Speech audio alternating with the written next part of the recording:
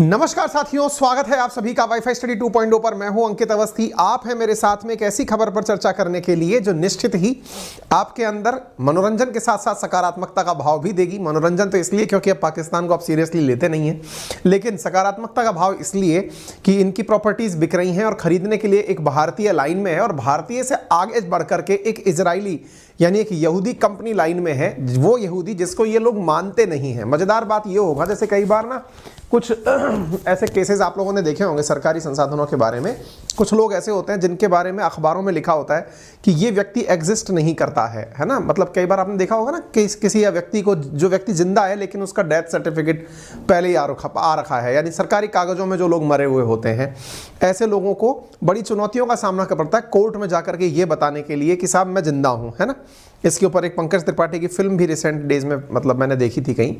अच्छा, इसी तरह से अगर आपको मालूम हो तो पाकिस्तानियों को इजराइल जो है उसको स्वीकार्यता नहीं देते हैं पाकिस्तानी लोग। वो ये मानते हैं कि इजराइल नामक कोई देश है ही नहीं और हम इजराइल को मान्यता नहीं देते हैं। इवन पाकिस्तान के पासपोर्ट पर लिखा हुआ है कि इजराइल में जाना इसकी वजह से बैन है। अब इंटरेस्टिंग बात यह है कि यहाँ पर जो खरीदार पहुंचे हैं उनमें इंडियंस तो हैं ही, इसके साथ साथ एक यहूदी यानी इजरायली कंपनी भी इसमें सामने है। वो तो और बड़ा वो लगा चुकी है और उसका तो मानना ये है कि इनकी एम्बेसी की बिल्डिंग खरीद लो और इसमें पूजा स्थल बना दो, यहूदियों का सिनेगॉग बना दो, यहाँ पर आकर के लोग पूजा अर्चना कर सकें। और तीसरे नंबर पर जो बोली जाता है उसमें कोई आधे से भी कम पर बोली लगाया है वो कोई पाकिस्तानी है। तो कुल मिलाकर के बात यह है कि इस पूरी कहानी के अंदर जितने भी किरदार होंगे वो होंगे तो मनोरंजन के लिए, लेकिन हाँ इससे आपको थोड़ा सा ये भाव तो मिलेगा ही कि यार और तो कुछ नहीं, लेकिन कम से कम इन लोगों की ये फजीहत देखने का सुबह सुबह अवसर मिल गया है। खैर चलिए शुरू करते हैं। फिलहाल के लिए अगर आपको याद हो तो मैंने 15 दिसंबर को यानी कि आज से लगभग 12-13 दिन पहले मैंने एक खबर कराई थी जिसमें मैंने आपसे ये कहा था कि किसी भी वक्त ये लोन डिफॉल्ट कर सकते हैं। और उस समय मैंने आपको एक न्यूज़ बताई थी जिसमें मैंने कहा था कि अमेरिका में स्थित अपने दूतावास को बेचना चाहता है पाकिस्तान।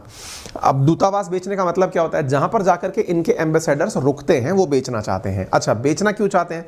बेचना इसलिए चाहते हैं कि इनके पास एक और नई बिल्डिंग बताई वहां पे, तो ये कहना चाहते हैं कि जिस बिल्डिंग को हम बहुत लंबे समय से यूज कर रहे थे उसे हम बेच देंगे और नई बिल्डिंग में चले जाएंगे। तो भाई पुरानी बिल्डिंग भी रख लेते, क्या फर्क पड़ रहा है?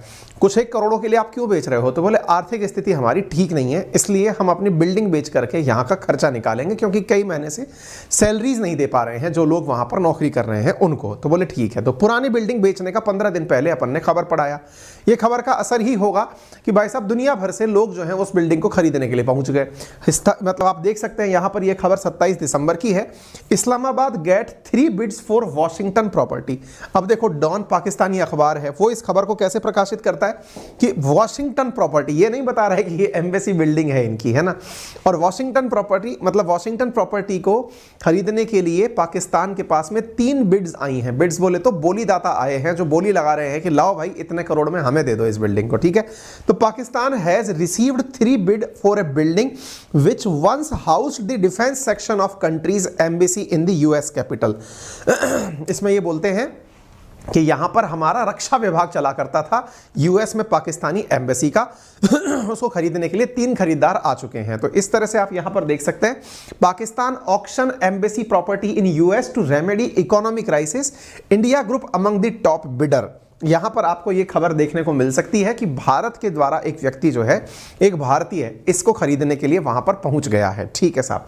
अब आपको ये तो प्रीमाइसेस दिखाया जा रहा है, देख करके लग रहा है, हालांकि पाकिस्तानी लोग अपने आप को कॉन्फिडेंस इसलिए इस तरह से दे रहे हैं कहते हुए कि साहब हमारे यहां तो ना मतलब असल में इसलिए बेचा जा रहा है इसको क्योंकि ये बिल्डिंग खस्ता हाल हो गई थी, जर्जर अवस्था में चली गई थी, इसलिए बेच रहे हैं। इसको देख करके कहीं से भी जर्जर अवस्था नहीं लगती, और इसलिए भी नहीं लगती क्योंकि 2000 के बाद की बनी हुई बिल्डिंग है, ऐसा इसके बारे में जानकारी है। तो अब इसको कहते हुए बोल रहे हैं कि इसलिए हम इसको बेच रहे हैं।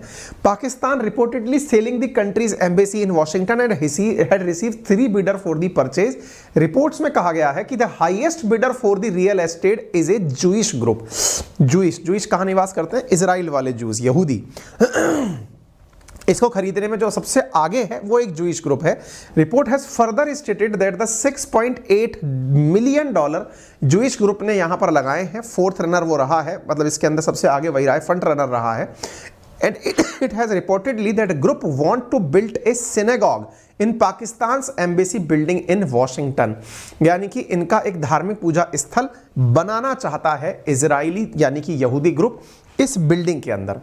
अब नाम यहां पर एक इंडियन का भी आता है, उसने $5 मिलियन की बिड लगा दी है। इन्होंने बिड कितने की लगाई है? $6.8 मिलियन की। किसने? यहूदियों ने।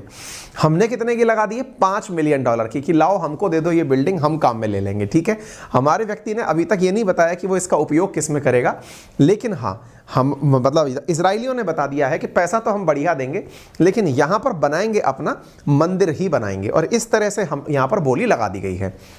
भारतीय कंपनी की जो बोली है वो भी पाकिस्तानी अखबारों में छप चुकी है कि भाई पाकिस्तानी कंपनी, भारत की एक कंपनी है, भारत की एक प्रॉपर्टी कारोबारी कंपनी है, उसने भी यहां पर बोली लगाई हुई है। तीसरी कंपनी जो है वो पाकिस्तानी कंपनी है, उसने जो बोली लगाई है वो लगाई है $33.13 की, $13 करोड़ की, एक पाकिस्तानी कितना है ये, $40 लाख के आसपास, उसने $4 मिलियन के आसपास बोली लगाई है। ठीक है, अब ये सारी बातें निकल करके तो सामने आ चुकी हैं। अब मजेदार बात पढ़ने की चर्चा करते हैं। इनकी बिल्डिंग को खरीदने के लिए जो दो लोग सामने आए हैं उनके बारे में पाकिस्तान की पर्सनल राय क्या है। देखिए, पाकिस्तान की किताबों के अंदर हिंदुओं को तो काफिर कहा जाता है, यानी कि ये लोग धर्म को मानते नहीं है, ये वो लोग हैं। और दूसरी तरफ अगर देखा जाए तो जो जूज हैं उनको एनिमी ऑफ इस्लाम माना जाता है। तो एनिमी ऑफ इस्लाम के नाम पर जो व्यक्ति हैं वो इनकी बिल्डिंग खरीद करके वहां पर पूजा स्थल बनाएंगे। और भी मैं इनके आपको कुछ नमूने दिखाता हूं जिससे आपको इनके बारे में पता चलेगा। पाकिस्तान स्पेसिफिकली लिखता है कि हम पैलेस्टाइन को सपोर्ट करते हैं और इजराइल को हम नहीं मानते हैं। इजराइल के रूप में मैं आपको दिखा दूं, पाकिस्तान के पासपोर्ट पर लिखा हुआ है the passport is valid for all countries of the world accept Israel, यानी इनके यहां का कोई भी नागरिक इजराइल नहीं जा सकता क्योंकि पासपोर्ट पर मान्यता ही नहीं है इजराइल जाने की, यानी इनकी नजर में इजराइल कोई कंट्री ही नहीं है। ठीक है, तो हमारे बारे में इनका क्या विचार है और इजराइल के बारे में क्या विचार है वो जग जाहिर हो चुका है। द डॉन के मुताबिक पाकिस्तानी दूतावास के अधिकारियों ने बताया कि वॉशिंगटन में इस्लामाबाद की 3 राजनयिक संपत्तियों में से हम एक इमारत बेच रहे हैं। 2000 तक हमने यहां पर डिफेंस इकाई की महत्वपूर्ण भूमिका निभाई है। ठीक है साहब, ये सब चीजें हो गई। 2000 के दशक के शुरुआत में यहां पर दूतावास की बिल्डिंग ट्रांसफर हो गई थी। मिफ्ताह जो यहां के पूर्व वित्त मंत्री हैं, उन्होंने कहा है कि यदि हम लोगों ने जल्दी कुछ नहीं किया तो हम IMF के लिए डिफॉल्ट घोषित कर जाएंगे। हमारा फॉरेक्स 8 साल के लोन लो पर है। ये कौन बोले हैं? यहां के पूर्व वित्त मंत्री बोले हैं आज से 2-4 दिन पहले। इन्होंने कहा है कि पाकिस्तान का जो विदेशी मुद्रा भंडार है वो मतलब काफी नीचे चला गया है। अब स्थिति क्या है? आपको याद होगा 17 सितंबर की एक खबर है, WHO ने एक अलार्म घोषित किया था और यह कहा था कि पाकिस्तान के अंदर बड़ी मात्रा में बीमारियां फैल सकती हैं। स्वाभाविक है, बीमारियां होंगी तो डॉक्टर्स की या नर्सेज की ज्यादा जरूरत पड़ेगी। इनके यहां पर कुछ उल्टा हो रहा है। उल्टा ये हो रहा है कि यहां पर जितना भी गवर्नमेंट स्टाफ है उसकी सैलरी काटी जा रही है, इंक्लूडिंग डॉक्टर्स एंड जो स्टाफ अदर स्टाफ है उसकी। हुआ यह है, Pakistan is reeling from a severe economic crisis, therefore the government has decided to take cost cutting measures against its employ. यहां पर हो क्या रहा है? यहां पर यह खबर निकल कर आई है कि पाकिस्तानी गवर्नमेंट ने एक कैप फिक्स कर दिया है कि इससे ज्यादा खर्च नहीं करोगे, ना तो फ्री फ्यूल पर खर्च करोगे, ना ट्रेवलिंग अलाउंस मिलेंगे, मेडिकल अलाउंस भी आपको अब नहीं दिए जाएंगे। साथ साथ कैबिनेट सेक्रेटेरिएट के अंदर एक नोटिफिकेशन जारी किया गया है जिसमें यह कहा गया है कि जो गवर्नमेंट व्हीकल्स चल रहे हैं ऑफिसर्स के पास, उन्हें 120 लीटर से ज्यादा तेल नहीं दिया जाएगा। इसके साथ साथ मतलब महीने भर के अंदर 120 लीटर तेल दिया जाएगा। एम्प्लॉइज जो टाउन के अंदर या सिटी के अंदर या विलेज के अंदर ट्रेवल कर रहे हैं उनको किसी भी आधार पर डीए यानी कि डियरेंस अलाउंस नहीं दिया जाएगा, और जो 2 दिन का था उसे घटाकर 1 दिन का कर दिया गया है। इसके साथ साथ जो भी मतलब इसमें था लीव एनकैशमेंट। लीव एनकैशमेंट क्या होता है कि कई बार आप अगर छुट्टियां नहीं लेते हैं तो सरकारी सेवाओं में यह प्रावधान होता है कि आप अपनी छुट्टी की एवज में पैसे ले सकते हैं। तो इनको वो मना कर दिया गया है कि आपको छुट्टी की एवज में पैसे भी नहीं दिए जाएंगे। इसके साथ साथ पाकिस्तान गवर्नमेंट ने अबॉलिश कर दिया है सभी प्रकार के अलाउंसेस को जो कि 25% या उससे ऊपर के होते थे, तुरंत प्रभाव से कि नहीं साहब हम नहीं कर पाएंगे। इतना ही नहीं, शहबाज शरीफ सरकार के द्वारा मेडिकल बिल पेमेंट जो है जो ग्रेड 11 से 21 के स्टाफ का है उसको भी सबसाइड कर दिया गया है, साइड में हटा दिया गया है। कैबिनेट सेक्रेटरीट ने यह भी डायरेक्ट कहा है कि सैलरीज जो है एम्प्लॉइज की वो अब बढ़ानी नहीं चाहिए जब तक हमारी फाइनेंशियल स्थितियां ठीक नहीं हो जाती। आपको याद होगा थोड़े दिन पहले मैंने अपने चैनल अंकित इंस्पायर पे ये जानकारी दी थी आप लोगों को कि भाई अमेरिका ने यहां पर आतंकी हमले की सूचना दी थी। अब उस दिन के बाद देखो क्या क्या हुआ है। अमेरिका के बाद में ऑस्ट्रेलिया, यूके और सऊदी अरेबिया ने भी पाकिस्तान में रह रहे अपने नागरिकों के ऊपर संभावित जो आतंकी हमले हैं उनकी सूचना जारी कर दी है। आप ये तमाम खबरें देख सकते हैं। उस दिन हमने यूएस, यूके बताया था, अब सऊदी अरेबिया ने भी यहां पर अपने नागरिकों को वार्निंग दे दी है। इसके साथ साथ US, UK, Australia, Saudi Arabia का अलर्ट आप देख सकते हैं। इसके बाद में इटली ने भी अपने लोगों को अलर्ट दे दिया है कि न्यू ईयर से पहले आपके ऊपर हमले हो सकते हैं। यानी एक तरफ तो इनके ऊपर आर्थिक मंदी का जोर इतना जबरदस्त है कि इनकी सैलरीज तो छोड़िए, प्रॉपर्टीज बिक रही हैं, सैलरीज कट रही हैं।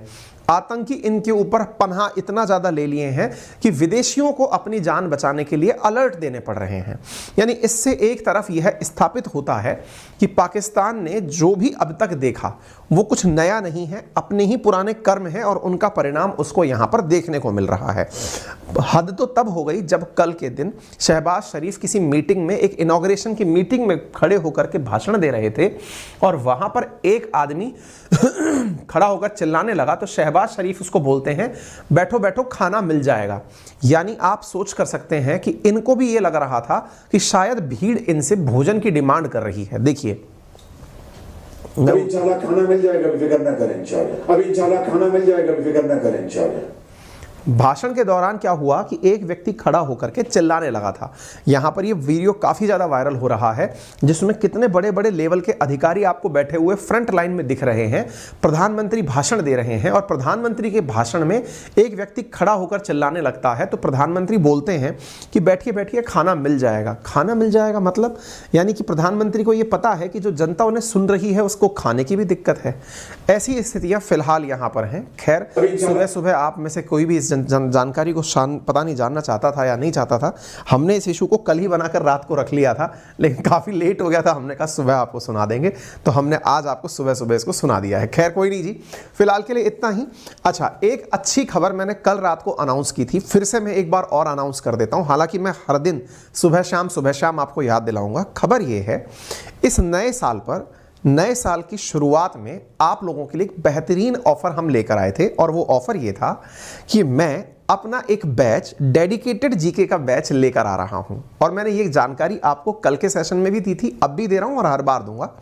जानकारी ये है जनाब कि अब तक जैसे भी हमारे जीके के बैच आते थे या मेरे द्वारा पढ़ने वाले जो बैच आते थे वो कंबाइंड में आया करते थे, यानी सबके साथ, यानी यूपीएससी कैटेगरी के साथ, एसएससी के साथ। इस बार मैंने अपने लिए एक अलग कैटेगरी बनवाई है अनअकैडमी प्लेटफॉर्म पर, जिसका नाम ही journal awareness of Ankit by Ankit Awasthi है। इंटरेस्टिंग बात यह है कि आप में से कोई भी साथी यदि स्टैटिक जीके की एकदम फाउंडेशन लेवल की तैयारी करना चाहता है तो उस साथी को यह बैच बहुत ही नॉमिनल कीमत पर उपलब्ध हो जाएगा। एक बार दिखाते हैं आपको कितने में उपलब्ध हो रहा है। साथियों, जर्नल अवेयरनेस यानी कि केवल मेरे साथ पढ़ने वाला बैच, जिसमें यदि आप यूपीएससी के लिए फाउंडेशन की तैयारी करना चाहते हैं, NCERT based foundation, state PCS के लिए जीके तैयार करना चाहते हैं, एसएससी के लिए करना चाहते हैं, डिफेंस के लिए करना चाहते हैं, जीके बोले तो हिस्ट्री, ज्योग्राफी, पॉलिटी, इकोनॉमी। और विशेष रूप से मैं इस बात को क्यों प्रेशराइज करके बोल सकता हूं, क्योंकि खुद ने भी सिविल सर्विसेज के एग्जाम्स दिए हैं, क्वालिफाई किए हैं, सेलेक्टेड हूं। तो ऐसी स्थिति में अपने कुछ अनुभव तो यहाँ पर साझा करने बनते हैं। तो एक डेडिकेटेड आप लोगों के लिए अलग कैटेगरी ड्रॉ की गई है, लिंक कमेंट बॉक्स में है। कल रात से ही जबरदस्त ट्रैफिक है और उस वजह से हुआ यह है कि साइट ही हैंग मार गई है। हालांकि हमने लिंक आपको पिन कर दिया है। वैल्यू है 1999 और आज सुबह जब मैं जगा तब हमारे अखबार के फ्रंट पेज पर एक ऑफर छपा हुआ था अनअकैडमी का, और वो ऑफर ये था कि 2023 को ध्यान में रखते हुए आज से एक ऑफर और एक्टिवेट कर दिया गया है और वो ये है, ये 1999 में आपको पूरा मेरा जीके का बैच तो मिल ही रहा है। अब अगर आपने मेरा रेफरल कोड यहां पर अंकित 10 यूज कर लिया तो 2023 को ध्यान में रखते हुए आपको 23% डिस्काउंट के साथ ये बैच मिल रहा है। देरी मत करिएगा, 1 तारीख से पहले आप बुक कर लीजिए इस बैच को, क्योंकि न्यू ईयर के फर्स्ट वीक में आपको जब ये बैच प्राप्त होगा तो उस स्थिति से पहले आप अपनी सीट्स रिजर्व कर लीजिए। इसकी कुछ खासियत ये है, ये बैच मेरे द्वारा लाया जा रहा है। नंबर 1, 23% डिस्काउंट के साथ लगभग 1500 रुपए में आपको पूरा GK with notes live classes के साथ मिलेगा, एकदम मेरे साथ। नंबर दूसरी बात। नंबर तीसरी बात, इस बैच में फर्दर एडमिशन्स नहीं होंगे। हाँ, नए बैच जब आएंगे, अगले महीने आएंगे या उससे अगले महीने आएंगे, उसका अनाउंसमेंट अलग तरीके से होगा। फिलहाल के लिए इस बैच में जो भी अपनी सीट्स बुक करना चाहते हैं कर लें। इस बैच में वर्ड ज्योग्राफी से ही मैं शुरुआत करूंगा। मैं इतने दिन से आप लोगों से कह रहा था कि संभव हो तो वर्ड मैपिंग की फ्री क्लासेस मैंने पिन कर दी हैं, उन्हें देख लीजिए। अगर आपने अभी भी नहीं देखा है तो उन फ्री क्लासेस को निपटा लीजिए, ताकि जब हम वर्ड ज्योग्राफी में एंट्री करें तो आपको बहुत अच्छे से चीज़ें समझ में आ सकें। फिलहाल के लिए इतना ही। फिर से बोल रहा हूं, अंकित 10 यूज करके लिंक कमेंट बॉक्स में दिया गया है। 23% डिस्काउंट दिया जा रहा है। और अधिक जानकारी फिर भी दिक्कत आए तो आपको 7878158882 मेरी टेक्निकल टीम का नंबर है, आप उसे कॉल करके जानकारी प्राप्त कर सकते हैं। ठीक है, तो देरी किस बात की, अभी जाइए जल्दी से अपने ऑफर का लाभ ले लीजिए। और हाँ, ये जो मैंने 23% डिस्काउंट बोला है, अभी ये सब गोल्स पर एक्टिवेटेड है। अगर आप मेरे कोड को यूज़ करके किसी भी गोल में सब्सक्रिप्शन लेते हैं तो वहाँ 23% डिस्काउंट आपको दिया जा रहा है। Thank you.